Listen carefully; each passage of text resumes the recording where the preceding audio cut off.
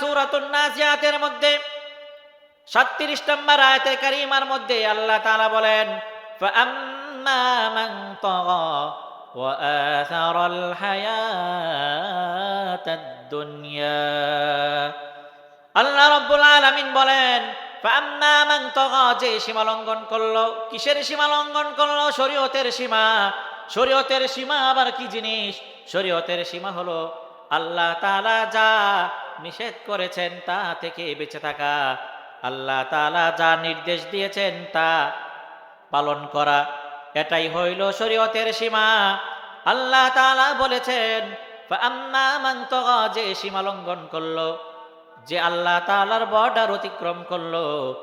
একজন মানুষ সে আল্লাহ তাআলার সীমা কেন অতিক্রম করে? আল্লাহ তাআলা বলেন, ফাআম্মা মান তাগা ওয়া আথারাল হায়াতাদ দুনিয়া। একজন মানুষ সীমা অতিক্রম করে, কেন অতিক্রম করে? আল্লাহ তাআলা অল্প কথার মধ্যে বলে দিয়েছেন, ওয়া আথারাল হায়াতাদ দুনিয়া। মানুষ দুনিয়ার জিন্দিটাকে, দুনিয়ার জীবনটাকে মানুষ প্রাধান্য দেয়। দুনিয়ার জীবনকে মানুষ অগ্রাধিকার দান করে। অগ্রাধিকার দান করে মানুষ আল্লাহ তাআলার সীমানা লঙ্ঘন করে। তিরমিজি শরীফের বর্ণনা 3509 নম্বর হাদিসের বর্ণনা। বর্ণনাকারী হলেন হযরত আবু হুরায়রা রাদিয়াল্লাহু তাআলা আনহু। তিনি বলেন, একবার রাসূলুল্লাহ সাল্লাল্লাহু আলাইহি ওয়াসাল্লাম আমাদেরকে বলেন, ও আমার সাহাবীরা, তোমরা যখন জান্নাতের বাগানের পাশ দিয়ে যখন তোমরা অতিক্রম করবা, তখন তোমরা জান্নাতের বাগানের ফল তোমরা সংগ্রহ করবা। আল্লাহর নবী সাল্লাল্লাহু আলাইহি ওয়াসাল্লাম সাহাবায়ে কেরামকে বলেন, ইযা মাররতুম বিরিয়াদিল জান্নাতি ফারতাউ। ও আমার সাহাবীরা তোমরা শোনো, ও আমার সাহাবীরা তোমরা শোনো, যখন তোমরা জান্নাতের বাগানের পাশ দিয়ে তোমরা অতিক্রম করবা, ফারতাউ, তখন তোমরা জান্নাতের বাগান থেকে তোমরা তাজা পাকা ফল তোমরা সংগ্রহ করবা। সাহাবায়ে কেরামের এই বিষয়টা বুঝে আসে নাই। সাহাবায়ে কেরাম তারা বললেন, ওগো নবীজি, আমাদের বাসস্থান হলো দুনিয়াতে, আমাদের বসবাস হলো দুনিয়াতে, কিন্তু আমরা জান্নাতের বাগান আমরা কোথায় পাবো? তাই সাহাবায়ে কেরাম প্রশ্ন করলেন, ওমা রিয়াদুল জান্নাতি, জান্নাতের বাগান আবার কি জিনিস? আল্লাহর নবী সাল্লাল্লাহু আলাইহি ওয়াসাল্লাম বললেন, দুনিয়ার দুইটা জায়গা হলো জান্নাতের বাগান। কয়টা জায়গা? দুনিয়ার দুইটা জায়গা হলো জান্নাতের বাগান। এক নম্বরে আল্লাহর নবী সাল্লাল্লাহু আলাইহি ওয়াসাল্লাম বলেন, আল মাসাজিদু, দুনিয়ার সকল মসজিদ হলো জান্নাতের বাগান। দুই নম্বরে আল্লাহর নবী সাল্লাল্লাহু আলাইহি ওয়াসাল্লাম বলেন, ওয়া হিলাকুল যিকরি, দুই নাম্বার জান্নাতের বাগান হলো যেই সমস্ত জায়গায় কোরআন এবং হাদিসের আলোচনা করা হয়, আল্লাহ তাআলার প্রশংসা করা হয়, আল্লাহ পাকের জিকির করা হয়, এই দুইটা জায়গা হলো জান্নাতের বাগান। সাহাবায়ে কেরাম দ্বিতীয় প্রশ্ন করলেন। সাহাবায়ে কেরাম বললেন, ওগো নবীজি, আপনি আমাদেরকে বললেন জান্নাতের বাগান হলো দুইটা জায়গা, কিন্তু জান্নাতের বাগানের ফল কি জিনিস? সাহাবায়ে কেরাম প্রশ্ন করলেন, ওমাররাতু ইয়া রাসূলুল্লাহ, ওগো নবীজি, জান্নাতের বাগানের ফল এটা আমরা কিভাবে সংগ্রহ করব? আল্লাহর নবী সাল্লাল্লাহু আলাইহি ওয়াসাল্লাম বললেন, সুবহানাল্লাহ আলহামদুলিল্লাহ লা ইলাহা ইল্লাল্লাহু আল্লাহু আকবার। রাসূলুল্লাহ সাল্লাল্লাহু আলাইহি ওয়াসাল্লাম বলেন, সুবহানাল্লাহ আলহামদুলিল্লাহ লা ইলাহা ইল্লাল্লাহ আল্লাহু আকবার। এই তাসবিহগুলো হলো জান্নাতের বাগানের ফল। সুতরাং এই ওয়াজ মাহফিল, এখানে আল্লাহ পাকের প্রশংসা করা হয়, আল্লাহ পাকের জিকির করা হয়। এই ওয়াজ মাহফিল কে আল্লাহ নবী সাল্লাল্লাহু আলাইহি ওয়াসাল্লাম বাগান বলে আখ্যায়িত করেছেন। এবং এই যে আমরা সুবহানাল্লাহ, আলহামদুলিল্লাহ, আল্লাহু আকবার, এই যে তাসবিহগুলো পাঠ করি, এই তাসবিহগুলো হলো জান্নাতের বাগানের ফল। এই তাসবিহগুলো কি জান্নাতের বাগানের ফল। এই আলহামদুলিল্লাহ, আমরা তো বয়ানের শুরুতেই আমরা আল্লাহ পাকের প্রশংসা পাঠ করেছি। আমরা সকলে আলহামদুলিল্লাহ বলেছি। আমরা প্রশংসা করেছিলাম কার? আমরা আল্লাহ তাআলার প্রশংসা করেছি। আমরা সকলেই বলি আলহামদুলিল্লাহি হামদান কাসীরান তাইয়িবান মুবারাকান ফীহ। দুনিয়ার নিয়ম, আমরা যার প্রশংসা করি তার উপকার হয়, তার ফায়দা হয়। কিন্তু আল্লাহ পাকের প্রশংসা করলে, এই যে আমরা প্রশংসা করলাম, তাসবিহ পাঠ করলাম, প্রশংসা কার হয়েছে? আল্লাহ তাআলার না আমাদের প্রশংসা হয়েছে। দুনিয়ার নিয়ম ভিন্ন। দুনিয়ার নিয়মে যে যার প্রশংসা করা হয় তার উপকার হয়। দলিল কি? দলিল মুসনাদে আহমদের 833 নম্বর হাদিসের বর্ণনা। রাবি হলেন হযরতে রিফা ইবনে রাফি আয-যুরাকি রাদিয়াল্লাহু তাআলা আনহু। তিনি বলেন, একবার আমরা নবীজি সাল্লাল্লাহু আলাইহি ওয়াসাল্লামের সাথে নামাজ আদায় করলাম। নবীজি সাল্লাল্লাহু আলাইহি ওয়াসাল্লাম রুকু থেকে মাথা উত্তোলন করলেন। আমরা সকলেই বলেছি নবীজি বলেছেন সামি আল্লাহু লিমান হামিদা। আমরা সকলেই বলেছি রব্বানা লাকাল হামদ। কিন্তু আমাদের মধ্য থেকে একজন বলেছিল ফিসফিস করে, রব্বানা লাকাল হামদু হামদান কাসীরান তাইয়িবান মুবারাকান ফী। নবীজি নামাজ শেষ করলেন, সাহাবায়ে কেরামের দিকে মুখ ফিরে তিনি বললেন, মানিল মুতাকাল্লিমু আনিফান, ও আমার সাহাবীরা, আমি তোমাদেরকে নিয়ে নামাজ আদায় করলাম, আমি রুকু থেকে মাথা উত্তোলন করলাম, আমি বললাম সামি আল্লাহু লিমান হামিদা, আর তোমরা বলেছিলে রব্বানা লাকাল হামদ। কিন্তু তোমাদের মধ্য থেকে পিছন থেকে কে যেন ফিসফিস করে বলেছিল রব্বানা লাকাল হামদু হামদান কাসীরান তাইয়িবান মুবারাকান ফীহ।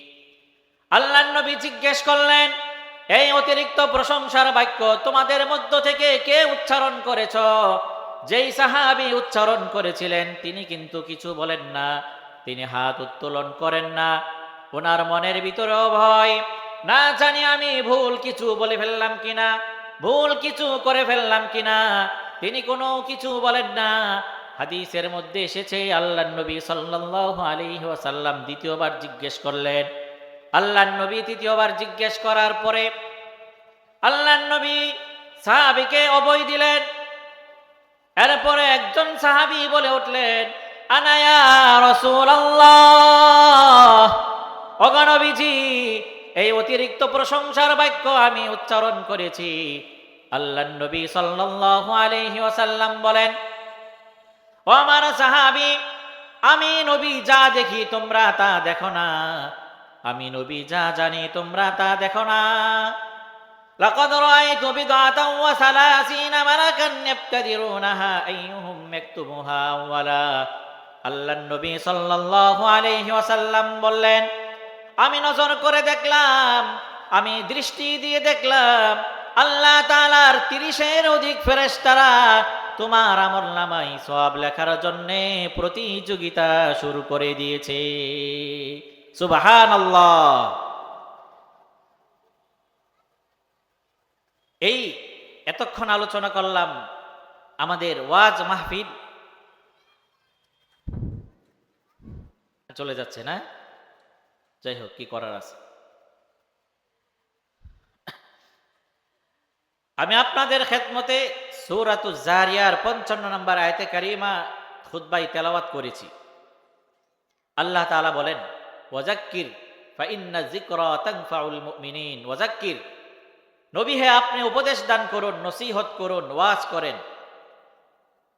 আল্লাহ তাআলা নবীজি সাল্লাল্লাহু আলাইহি ওয়াসাল্লামকে নির্দেশ দিলেন, ও নবী, আপনি ওয়াজ করুন, নসিহত করুন। কেন ওয়াজ করবেন, কেন নসিহত করবেন, কেন উপদেশ দান করবেন? আল্লাহ তাআলা বলেন ফাইন্নায যিকরা তানফাউল মুমিনিন।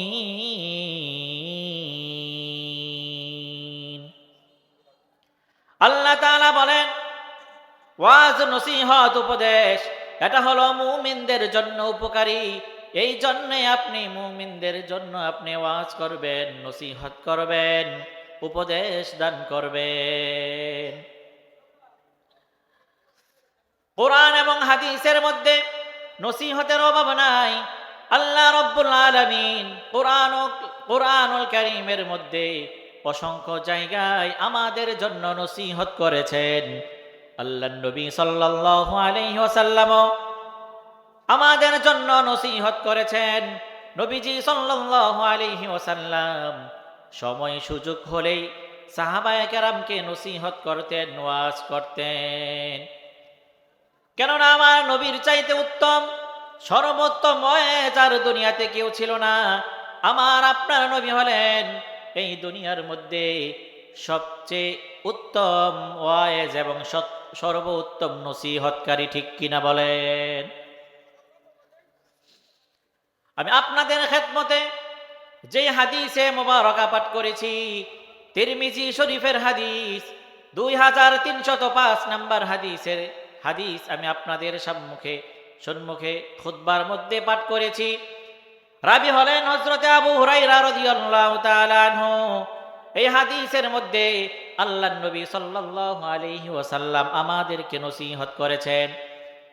হযরতে আবু হুরায়রা রাদিয়াল্লাহু তাআলা আনহু বলেন, আল্লাহর নবী সাল্লাল্লাহু আলাইহি ওয়াসাল্লাম প্রায় সময় আমাদেরকে নসিহত করতেন। একদিন আমরা সকলেই মসজিদে বসে আছি, হঠাৎ করে আল্লাহর নবী বলে উঠলেন, মান ইয়াখুযু আন্নী হাউলাইল কালিমাত। আল্লাহর নবী সাল্লাল্লাহু আলাইহি ওয়াসাল্লাম বললেন, ও আমার সাহাবীরা, তোমাদের মধ্যে এমন কে আছে যে আমার এই কথাগুলোকে গ্রহণ করবে, যে আমার এই বাক্যগুলোকে গ্রহণ করবে? হযরতে আবু হুরায়রা রাদিয়াল্লাহু তাআলা আনহু বলেন, এরপরে আল্লাহর নবী সাল্লাল্লাহু আলাইহি ওয়াসাল্লাম বলেন, ফায়ামারু বিহিন্না, আমার এই কথাগুলো, আমার এই বাক্যগুলো, আমার এই নসিহতগুলো গ্রহণ করবে এই নিয়তে যে সে এই কথাগুলোকে নিজে আমলে পরিণত করবে। এরপরে আল্লাহর নবী বলেন, আও ইউআল্লিমু মান ইয়ামালু বিহিন্না, অথবা এমন কাউকে শিক্ষা দিবে যে এই কথাগুলোর উপর আমল করতে পারে। আল্লাহর নবী সাল্লাল্লাহু আলাইহি ওয়াসাল্লাম আমাদেরকে এই হাদিসের মধ্যে নসিহত করেছেন। নসিহত করার পূর্বে আমরা যারা শ্রোতা, আমরা যারা নসিহত শ্রবণ করব, আমাদের জন্য দুইটা আদব। কয়টা আদব? দুইটা আদব রয়েছে আমাদের জন্য। এক নাম্বার আদব, আমরা যারা নসিহত শ্রবণ করব, আমরা নিজে আমলে পরিণত করার নিয়তে নসিহতগুলো শ্রবণ করব। নিজে শুনলাম, একটু কানের মজা হইল, এই জন্যে না। এক নাম্বার আদব হইল আমরা নিজে নসিহতগুলো আমাদের জীবনে আমরা ফিট করব ইনশাআল্লাহ। দুই নাম্বার আদব, আল্লাহর নবী বলেন, অথবা এমন কাউকে আমরা শিক্ষা দিব যে এর উপর আমল করতে পারি।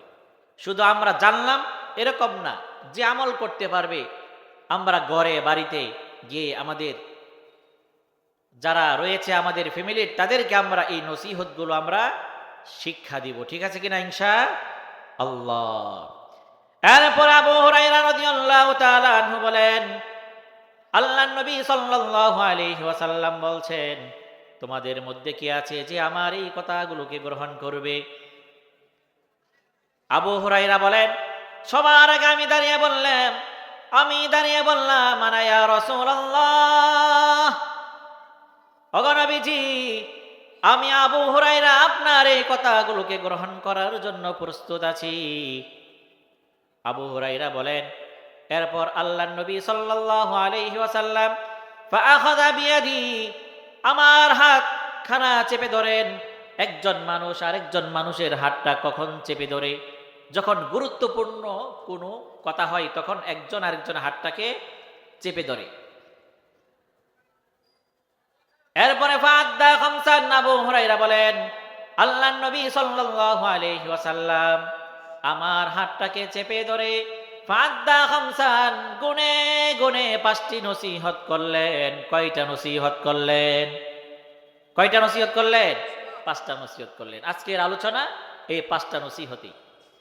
1 নাম্বার নসিহত, আল্লাহর নবী সাল্লাল্লাহু আলাইহি ওয়াসাল্লাম বলেন ইত্তাকিল মাহারিমা তাকুন আবাদান নাস।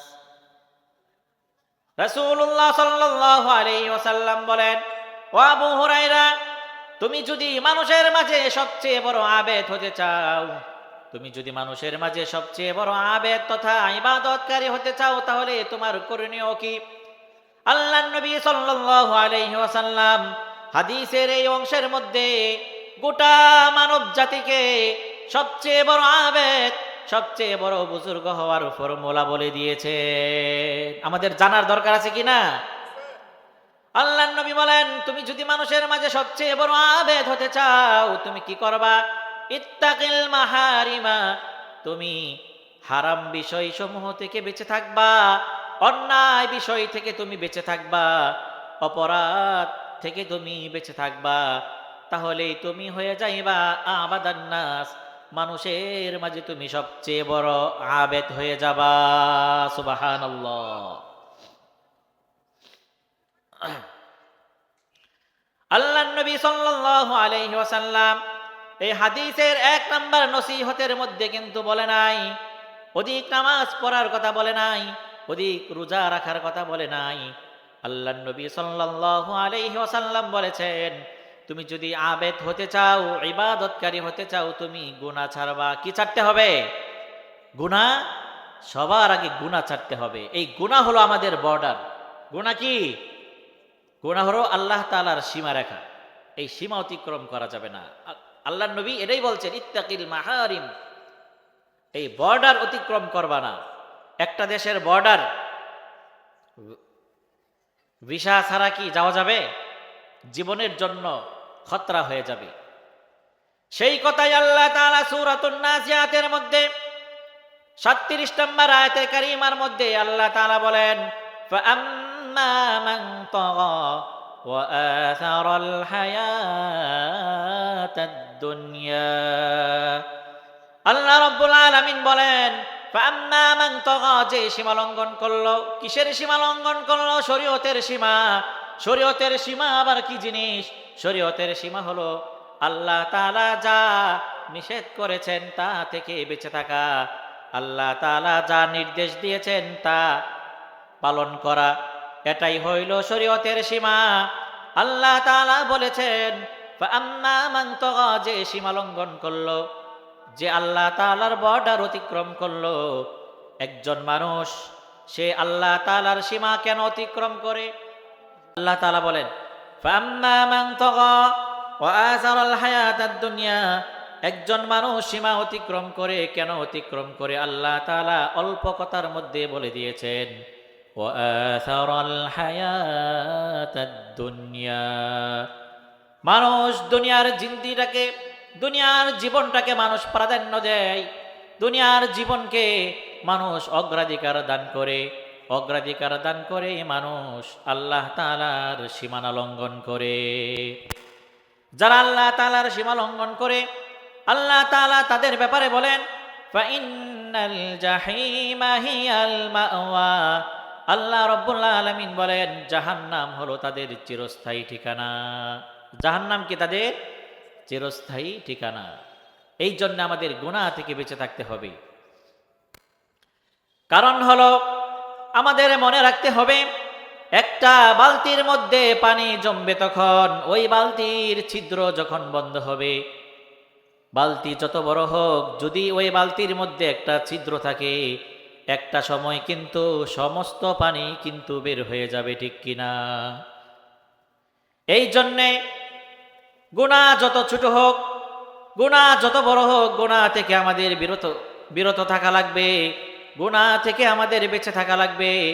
আল্লাহর নবী সাল্লাল্লাহু আলাইহি ওয়াসাল্লাম বলেন, ইবনে মাজার বর্ণনা 4243 নম্বর হাদিসের বর্ণনা, হযরতে আয়েশা রাদিয়াল্লাহু তাআলা আনহা থেকে বর্ণিত, তিনি বলেন, ক্বালা লি রাসূলুল্লাহি সাল্লাল্লাহু আলাইহি ওয়াসাল্লাম, আল্লাহর নবী সাল্লাল্লাহু আলাইহি ওয়াসাল্লাম আমাকে বলেন, ইয়াকি ইয়া আয়েশাতু ওয়া মুহাক্কারাতিল আমাল, ও আয়েশা তুমি ছোট ছোট ক্ষুদ্র ক্ষুদ্র গুনাহ থেকেও তুমি বিরত থাকবা, সাবধান থাকবা। ছোট গুনাহ থেকেও কেন বিরত থাকা লাগবে? আল্লাহর নবী বলেন, ফাইন্না লাহা মিনাল্লাহি তালিবান, কারণ এই ছোট ছোট গুনাহ, ক্ষুদ্র ক্ষুদ্র গুনাহের জন্যও যার কাছে জবাব দেওয়া লাগবে তিনি কে? আল্লাহ তাআলার সামনে কিন্তু গুনাহের জন্য জবাব দেওয়া লাগবে। একটা গুনাহ করলে কিন্তু আমাদের অন্তর অন্ধকার হয়ে যায়। এটাও ইবনে মাজার বর্ণনা 4244 নম্বর হাদিসের বর্ণনা, হযরতে আবু হুরায়রা রাদিয়াল্লাহু তাআলা আনহু থেকে বর্ণিত, তিনি বলেন, ক্বালা রাসূলুল্লাহি সাল্লাল্লাহু আলাইহি ওয়াসাল্লাম, ইন্নাল মুমিনা ইযা আযনাবা কানাত নুকতাতুন সাওদাউ ফি কলবিহি। আল্লাহর নবী বলেন, যখন কোনো মুমিন ব্যক্তি গুনাহ করে তখন তার অন্তরের মধ্যে একটা কালো দাগ পড়ে যায়। ফাইন তাবা ওয়া নাজা ওয়াস্তাগফারা সুকিলা কলবুহু, অতঃপর সে যখন ফিরে আসে তখন তার অন্তর আবার পরিষ্কার পরিচ্ছন্ন হয়ে যায়। ফাইন যাদা যাদাত, বান্দা যখন আবার গুনাহ করে, আবার গুনাহ করলে আবার এই অন্তর আবার অন্ধকারচ্ছন্ন হয়ে যায়। এই জন্য আমাদের গুনাহ থেকে বিরত থাকতে হবে।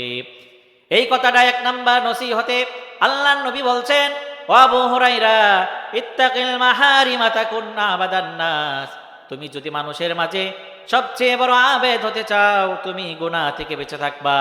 2 নম্বরে আল্লাহর নবী নসিহত করেন, ওয়া আরদা বিমা কাসামাল্লাহু লাকা তাকুন আগানান নাস, ও আবু হুরায়রা, তুমি যদি মানুষের মাঝে সবচেয়ে বড় ধনী হতে চাও, আমরা কি ধনী হতে চাই কিনা?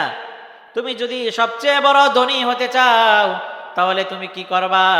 আল্লাহ তাআলা তোমার জন্যে যা নির্ধারণ করেছেন, তোমার কপালে যতটুকু নির্ধারণ করেছেন, তুমি তার উপরে তুমি সন্তুষ্ট থাকবা।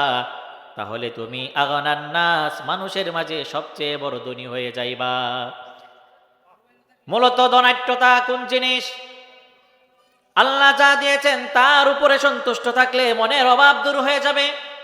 আল্লাহর নবীর হাদিস, বুখারীর বর্ণনা 6443 নম্বর হাদিসের বর্ণনা, হযরতে আবু হুরায়রা রাদিয়াল্লাহু তাআলা আনহু থেকে বর্ণিত, তিনি বলেন, আল্লাহর নবী বলেন, লাইসাল গিনা আন কাসরাতিল আরদি ওয়ালাকিন্নাল গিনা গিনান নাফস, বেশি সম্পদ থাকলে এটা কিন্তু ধনাঢ্যতা নয়, বরং ধনাঢ্যতা হলো অন্তরের ধনাঢ্যতা। 3 নম্বরে আল্লাহর নবী নসিহত করেন, তুমি মানুষের সাথে তুমি ভালো আচরণ করবা। এরপর আল্লাহর নবী নসিহত করেন, তুমি অপরের জন্য তাই পছন্দ করবা যা তুমি নিজের জন্য পছন্দ করো। 5 নম্বরে আল্লাহর নবী নসিহত করেন, অতিরিক্ত হাসবা না, অতিরিক্ত হাসলে অন্তর মরে যায়। এই 5টি নসিহত আল্লাহর নবী সাল্লাল্লাহু আলাইহি ওয়াসাল্লাম আবু হুরায়রা রাদিয়াল্লাহু তাআলা আনহুকে করেছেন, একেবারেই সংক্ষিপ্ত। এই জন্যে এখানেই আমার কথাগুলো সমাপ্ত করছি। হাদা ওয়া আখিরু দাওয়ানা আলহামদুলিল্লাহি রাব্বিল আলামিন। আসসালামু আলাইকুম।